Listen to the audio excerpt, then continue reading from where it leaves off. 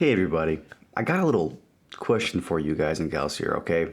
And it's not actually a trick question. It's a genuine question coming from a place of true curiosity here, okay? If Twitch is as bad as everybody says that they are, why is it whenever these big name creators get a huge check from other platforms for a contract to stream there, whenever that contract is up, they always go back to Twitch? That includes YouTube, Kick. 9 times out of 10, they always go back to Twitch. So again, if Twitch is so bad, why does so many of the big creators out there call it home? Hey everybody, what's going on? My name is Terry. Welcome back to the channel. Look, hope you guys and gals are all doing fantastic out there. So let's just kind of talk out loud about this here, okay? You know, Valkyrae, she's been on YouTube Gaming or YouTube Live, whatever you want to call it, just YouTube in general, for the past few years under contract to stream there after she left Twitch for a little bit. And, you know, yesterday was her last stream as a contracted creator on YouTube, and now she's actually going back to Twitch herself as well. You know, you had the likes of, Dr. Lupo, Tim the Tatman. Now, don't get me wrong, they still are on YouTube, but they're multi-streaming everywhere. So they're on their YouTube, their Twitch channels as well, but they're no longer exclusively on YouTube right now, right? But again, everybody that I tend to watch, they move to a new platform and then they go back to Twitch. You know, one of the biggest things right now is that whenever it comes to Valkyrae, she said that when people go to YouTube, they go there to watch videos. She cited that as one of the biggest contributing factors to her going back to Twitch. And you know, another big one is Tfue. Didn't he get a huge contract from Kick just to go back to Twitch a few months later? Like, again, this isn't bad-mouthing Kick or anything. It's just that same thing for YouTube. It's just that, again, so many people get a bag to move somewhere and then they go back to Twitch. You know, I think what it really boils down to is the community vibe that there is on Twitch. Like, don't get me wrong. I know that there are a lot of diehard kickers out there. There are a few diehard YouTube gamers out there. Like, maybe I'm just not, immersed in the culture that there might be on YouTube gaming, but it's just one of those things to where, as I said a second ago, where people think about live streaming, they don't really think about YouTube. It seems more of like an afterthought, and unfortunately, I've said that for years, and it seems like even a lot of the big creators now are coming out and saying the same thing with their own feelings here, you know? And I don't blame these guys and gals. You know, go out, get your bag, stick to your contract, and do whatever you want. If you can't renegotiate a good contract with said new platform, and, you know, if there's no negotiation that can take place, go back to Twitch if you would like to, you know? And, you know, people always dog Twitch on, streamer revenue and ads and everything. Well, here, the thing that people don't want to talk about is that ads quite literally pay for you to have free content, you know?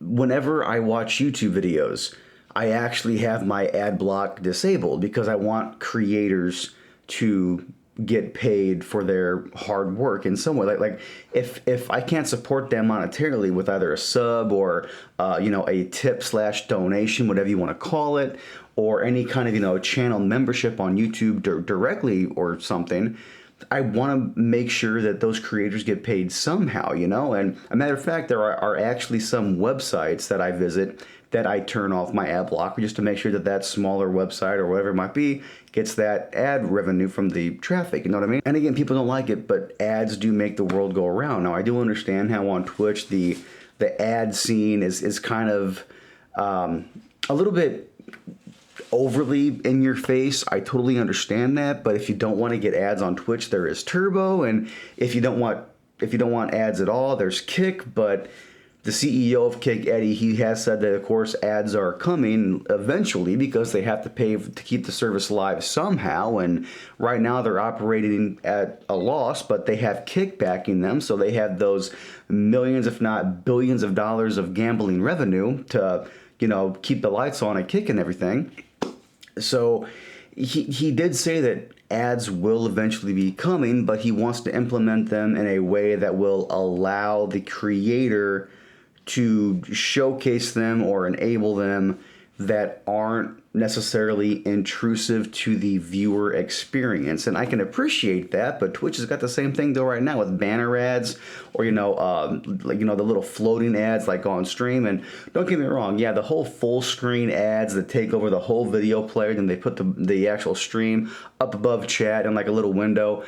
Yeah, that it does get kind of annoying. It really does. But again, if you don't want ads on Twitch, you can subscribe to your favorite streamer, or you can subscribe to Twitch itself directly with Twitch Turbo, which will get rid of ads across the whole website, whether you're subscribed to the streamer or not. So, I mean, again, I know that ads suck, but they just are what makes the world go round, And then on top of that, you have all the extra features on Twitch that you don't have on these other platforms, just based on the mature API that Twitch has as a platform to allow so many other third-party developers to, plug into Twitch to create, extra plugins, add-ons, extensions, whatever you want to call it, to make Twitch an even better place to be, especially for those add-ons or plugins, again, extensions that allow people to pay with bits on Twitch directly for extra functionality. Like there's blurps, sound alerts, all that jazz that the streamer can get paid for that stuff to pop up on stream, And on top of all of that here too, folks, on top of all of that, let's also not forget the big elephant in the room, that Twitch partnership, while it sort of kind of has been watered down a little bit to just essentially being a check mark and a few more emote slots, being a Twitch partner in the industry, if you put in the work and don't just stop working after you hit that goal of partner on Twitch, it does still pull a lot of weight in this industry that is streaming. Like if you have the metrics, the analytics, the viewership, the follower base, like if you reach out to companies and say, hey, here are my analytics and I'm a Twitch partner, 9 times out of 10, they will take a hard look at you to either sponsor you, help you in some way with a partnership of some kind, like whatever it might be. Companies do look for that. And unfortunately, whenever it comes to a platform like Kick, I have heard quite a few people say, and I'm not going to name names here, but I've heard more than a handful of people that are verified streamers on Kick. They're even in that KCIP program where they get paid per stream for whatever it is, that the companies they happen to work with, they love working with them. They are great, but they always mention, hey, do us a favor, don't mention us on Kick. Like if you make a TikTok post, a reel, if you stream on Twitch, whatever it might be, go ahead and mention us, there, but don't mention us on Kick. And it's really unfortunate because, of all the controversy, of all the BS that goes on that platform, unfortunately, because some of the higher ups love to see DGen content from what it seems like. It's still to this day, 2 years now or so after the overall platform first started, companies still don't take it seriously. And of course, I could be wrong on that. I hope I truly am wrong on that. I really am, because there are a lot of Kick creators that I actually do like, and they make great content. They're wonderful, amazing human beings, but they're being punished just based on the platform they happen to call home, in the sense that, again, some companies out there want nothing to do with Kick because they see it as a liability and they don't want their brand tarnished by being involved on a platform that has a lot of DGen content. And again, from a business standpoint, I totally understand that. But again, as a creator / viewer, it does suck, again, just seeing creators suffer because of that. So look, with all that being said, I just want to get y'all's opinion here, okay? Do you guys still think Twitch is the way to go for live streaming, or do you think platforms like Kick are going to be here for the long run? And same thing for YouTube Live, YouTube Gaming, or just YouTube in general. Of course, YouTube is going to be here forever and a day, but the whole live aspect, do you guys and gals think that YouTube Live might actually be a viable option as well? Do me a huge favor, folks. Sound off down below, and I will catch you guys and gals next time.